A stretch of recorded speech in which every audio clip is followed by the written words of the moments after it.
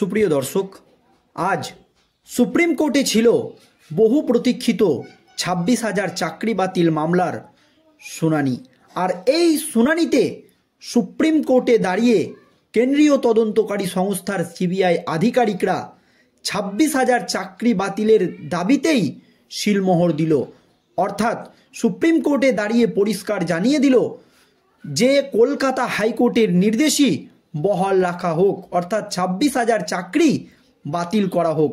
তারপর সুপ্রিম কোর্টের প্রধান বিচারপতি জাস্টিস খান্না পরিষ্কার জানিয়ে দিয়েছেন যে কিছুতেই যোগ্য এবং অযোগ্য আলাদা করা যাচ্ছে না। যেই নির্দেশটা আগে কলকাতা হাইকোর্ট দিয়েছিল, কলকাতা হাইকোর্টের বিচারপতিরা যে কথা বলেছিল সেই একই কথা আজ শোনা গেল সুপ্রিম কোর্টের প্রধান বিচারপতি সঞ্জীব খান্নার মুখে।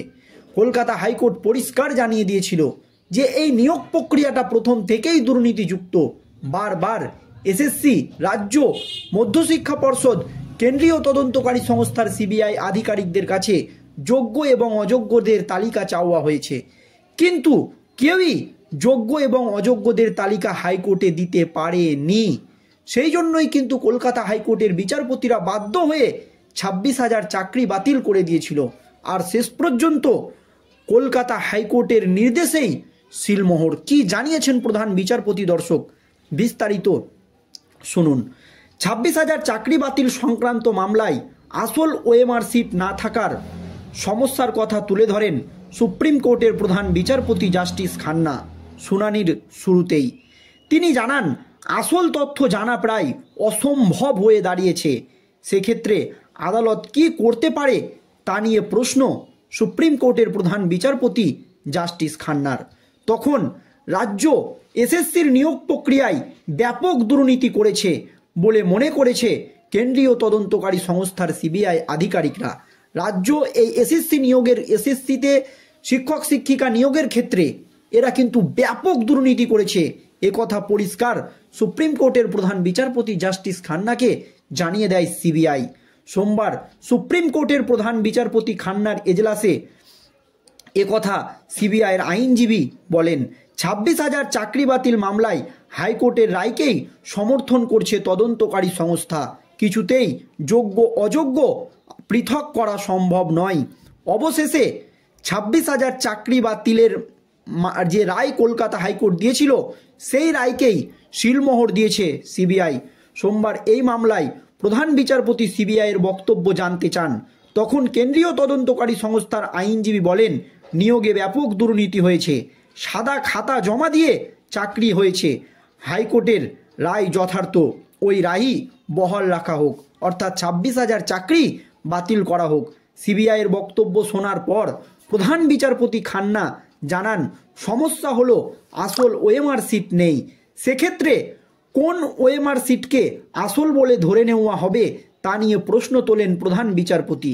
এই বিষয়ে তিনি বলেন, এসএসসি অর্থাৎ স্কুল সার্ভিস কমিশন নাকি পঙ্কজ বনসালের সংস্থার কাছে তথ্য রয়েছে। অনেকের সন্দেহ রয়েছে, পঙ্কজ বনসালের সংস্থা থেকে পাওয়া তথ্য নিয়ে সন্দেহ আছে। আসল তথ্য জানা প্রায় অসম্ভব হয়ে দাঁড়িয়েছে। এই অবস্থায় আমরা কি করতে পারি? 4টি বিভাগে কত নিয়োগ হয়েছিল সেই বিষয়ে সিবিআই এবং এসএসসির কাছে জানতে চান প্রধান বিচারপতি সঞ্জীব খান্না। কতজন যোগ্য এবং অযোগ্যকে বাছাই করা হয়েছে তা নিয়ে এসএসসিকে প্রশ্ন করেন সুপ্রিম কোর্টের প্রধান বিচারপতি জাস্টিস খান্না। তাতে কমিশনের আইনজীবী জানান, র্যাঙ্ক জ্যাম্প এবং প্যানেল বহির্ভূত নিয়োগের তথ্য তাদের কাছে রয়েছে, কিন্তু ওএমআর সিট কারচুপির তথ্য কমিশনের কাছে নেই। সে কথা শুনে প্রধান বিচারপতি জাস্টিস খান্না বলেন, সমস্যা তো এইখানেই। বনসালের সংস্থা থেকে পাওয়া তথ্যের সঙ্গে আপনাদের তথ্যের মিলিয়ে দেখে নিন। আপনারা বলতে পারছেন না কোনটি আসল তথ্য, কিন্তু সিবিআইয়ের তথ্য গ্রহণ করলে বলতে হবে বনসালের তথ্য আসল। উল্টো দিকে অন্য পক্ষ বলছেন তাদের নম্বর আসল, বনসালের তথ্য সঠিক নয়। তাহলে কিভাবে যোগ্য এবং অযোগ্য আলাদা করা সম্ভব? আপনারাই বলুন। তখন সিবিআইয়ের আইনজীবী পরিষ্কার বলে দেন যে কলকাতা হাইকোর্টের নির্দেশই বহাল রাখা হোক, অর্থাৎ 26,000 চাকরি বাতিল করে দেওয়া হোক। পুরো নিয়োগ প্রক্রিয়াটাই দুর্নীতিযুক্ত। এর আগে গত 27শে জানুয়ারি এই মামলার শুনানি ছিল সুপ্রিম কোর্টে। নতুন করে পরীক্ষা নেওয়া যেতে পারে কিনা সেই বিষয়ে গত শুনানিতে জানতে চান শীর্ষ আদালতের বিচারপতি জাস্টিস খান্না। নতুন করে পরীক্ষা নেওয়া কতটা কঠিন তাও জানতে চান তিনি। তখন মূল মামলাকারীদের আইনজীবী বিকাশ রঞ্জন ভট্টাচার্য আদালতে জানান, অনেকেই চাকরির আবেদন না করেও নিয়োগ পেয়েছেন বলে অভিযোগ রয়েছে। সেক্ষেত্রে যারা চাকরির আবেদন করেছিলেন তাদের আবার নতুন করে পরীক্ষা নেওয়া যেতে পারে বলে প্রধান বিচারপতির এজলাসে জানিয়ে দিয়েছিলেন বিচারপতি বিকাশ রঞ্জন ভট্টাচার্য। কিন্তু নিয়োগের পুরো প্যানেল বাতিল করার জন্য গত শুনানিতে সওয়াল করেন বিকাশ। তিনি জানান, পুরো নিয়োগ প্রক্রিয়া নিয়ে প্রশ্ন রয়েছে, তাই পুরো প্যানেল বাতিল করা উচিত। মূল মামলাকারীদের হয়ে আইনজীবী ফিরদৌস শামীমও জানান, একাদশ দ্বাদশ শ্রেণীর জন্য নিয়োগের ক্ষেত্রে প্রথমে 2টি কাউন্সিলিং এবং নবম দশম শ্রেণীর জন্য নিয়োগের ক্ষেত্রে 3য় কাউন্সিলিং পর্যন্ত পদ্ধতি মানা হয়েছে। এর পরের কাউন্সিলিংগুলির সময়ে কোনো রকম পদ্ধতি মানেনি রাজ্য এসএসসি এবং মধ্যশিক্ষা পর্ষদ। গত 22শে এপ্রিল স্কুল সার্ভিস কমিশনের নিয়োগ দুর্নীতি মামলায় রায় ঘোষণা করেছিল কলকাতা হাইকোর্টের বিচারপতি দেবাংশু বসাক এবং বিচারপতি মোহাম্মদ রশিদের ডিভিশন বেঞ্চ।